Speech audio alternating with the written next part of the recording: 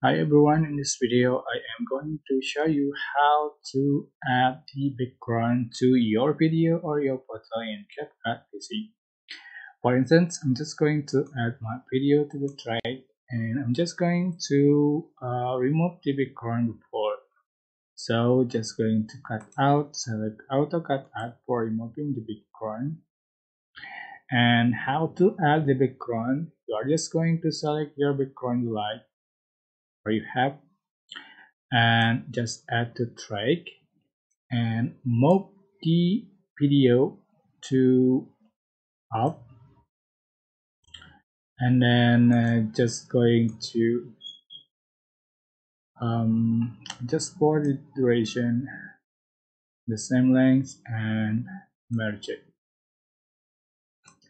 Here we go, the background has been added. So that's how to add the background to your video or your photo in CapCut PC.